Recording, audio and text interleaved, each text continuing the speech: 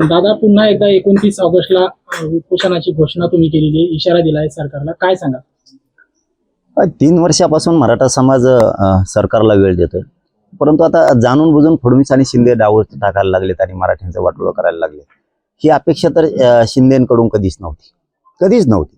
स्वप्नातही आजही वाटत नाही की शिंदे इतक्या गोरगरिबांच्या मराठ्यांच्या पोराचं वाटोळं करायसाठी शिरसाटला पुढं घालून इतकं वाईट कृत्य करतील हे आजही मनाला पटत नाहीये.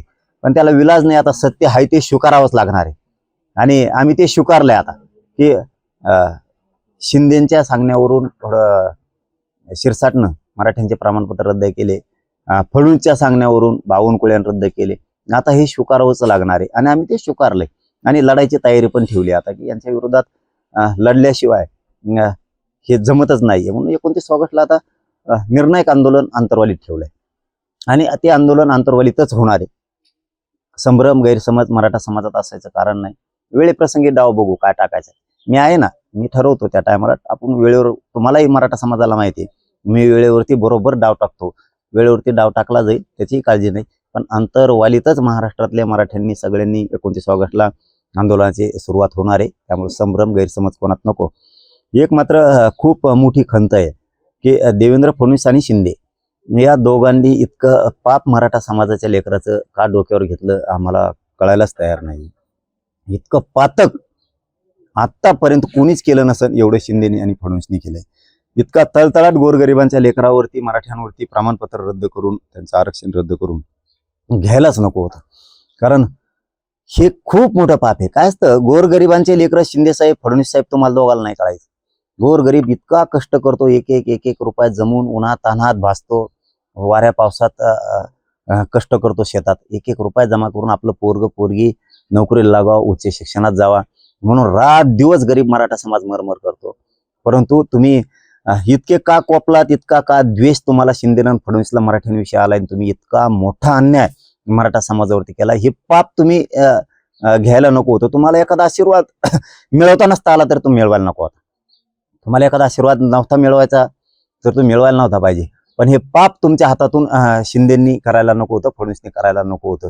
हे खूप मोठं पाप तुम्ही केलंय. ही तळतळाट इतका बेकार असतो गोरगरिबांचा, तुम्हाला लय तळतळाट लागणार आहे. कारण गोरगरिबांचे लेकरं शिकून मोठे व्हायला लागलेत, नोकऱ्यात जायला लागले. तुम्ही जे प्रमाणपत्र रद्द करायचा घाट घातला, गॅजेट न द्यायचा, 58 लाख नोंदी प्रमाणपत्र रद्द करायचे, ही जी तुम्ही षडयंत्र रचलं ना बावनकुळ्याच्या शिरसाटच्या हातानं, ही तळतळाट लय बेकार आहे. तुम्ही हे तळतळाट घ्यायला नको होता. तळतळाट ही विषय इतका भयंकर आहे की या गोरगरिबांच्या तळतळाटावर, शापावर, शापशिव्यावर अख्खं जग उद्ध्वस्त झालेलं आहे. तुम्ही दोघांनी खरंच हे पातक करायला नको होतं, पाप करायला नको होतं की मराठ्यांवरती अन्याय करून द्वेष इतका शिंदेत आणि फडणवीसवर नसायला पाहिजे होता की प्रमाणपत्र रद्द करायचे आणि मराठा समाजाच्या लेकरांचं उभं आयुष्य बर्बाद करून टाकायचं, वाटोळं करायचं. त्यांच्या नरडीचा घोट घ्यायचा अधिकार शिंदेला आणि फडणवीसला कुणीच दिलेला नव्हता. तुम्हाला नोंदी सापडलेला असून ही प्रमाणपत्र रद्द करायची काहीच गरज नव्हती. तरीही तुम्ही दोघांनी मिळून या शिरसाटच्या आणि बावनकुळ्याच्या माध्यमातून तुम्ही वाटोळं केलं.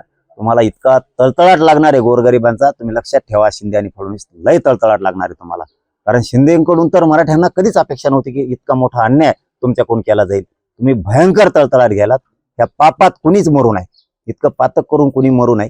परंतु आता तुम्ही माणसं असून सुद्धा तुमची माणुसकी मेली आणि तुम्ही मराठ्यांच्या भावना तुम्ही ओळखल्या नाहीत, तुम्ही आक्रोश ओळखला नाही. पण हेच मराठी येते की तुम्हाला राजवैभव मिळून दिलेले, आज त्याच मराठ्यांच्या लेकरांचा वाटोळ करून तुम्ही गोरगरीब मराठा समाजाचा तळतळाट घ्यायला हे चांगलं केलं नाही. तुम्ही एवढं लक्षात ठेवा, दोघं पण, शिंदे आणि फडणवीस. दादा, जर 28 पर्यंत सरकारनं काही निर्णय घेतले तर काय उपोषण कसं?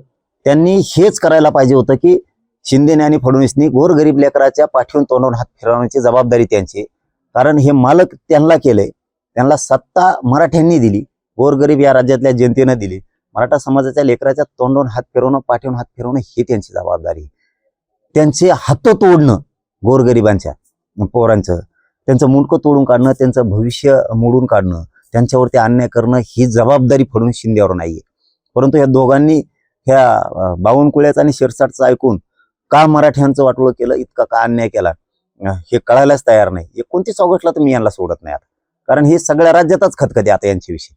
इथं ना शेतकरी सुखी आहे ना दलित मुस्लिम सुखी आहे, ना इथं कोणी मायक्रो ओबीसी सुखी आहे, ना इथं बंजारा समाज सुखी आहे, ना इथं धनगर समाज सुखी आहे, ना इथं शेतकऱ्यांचे ना पिकाचे पैसे आलेत, ना मालाला भाव वाढलेत, ना इथं कर्जमाफी झाली नीट, का इथं ना अनुदान मिळालंय, ना कोणाचे पीक विमे मिळालेत, ना इथं नोकऱ्याला असणाऱ्यांचे नीट पगार होते. इथं सगळे कंत्राटी पद्धती आणली. 30,000 पगार असेल तर 15-15 हजारात लोक आहेत म्हणजे आमच्याकडे तुम्ही निघून जा. इथं निव्वळ अन्याय चाललाय.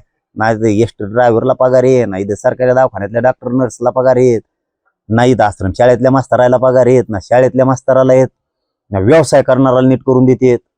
इथं काहीच नाही. कोणाच्या शेतातून रस्ता घालायचा असला की दुपारात घालतेत. म्हणजे सगळा दहशत माजवला यांनी इतकी ह्या सत्तेच्या जोरावरती दहशत माजवली ना, यांना वाटतंय आम्ही म्हणजे आमचं कोणी काही करूच शकत नाही. आता यांना कळत